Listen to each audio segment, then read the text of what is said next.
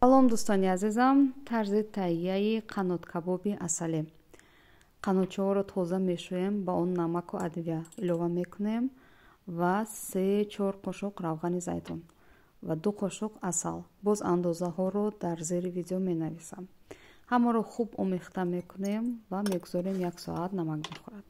баъдан ба лаълаи тафдон мечинем ва коғази равғаниро хуб тар мекунем, ҳамон гуна ки дар навор мебинед, ва дар рӯи қанотчаҳо мемонем ва ба тафдон мегузорем ва баъдан себзаминиҳоро аз болояш мемонем.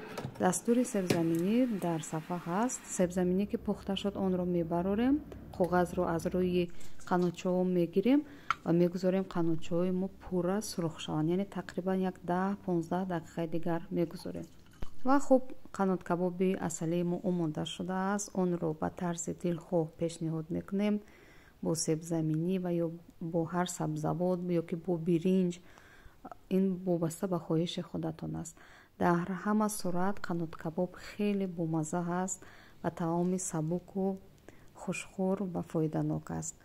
умедворам дар шоми ифторӣ омода мекунед. илтимоси дуо дар ифторҳо ва рамазон муборак бошад ва хушомадӣ моҳи шарифи рамазон.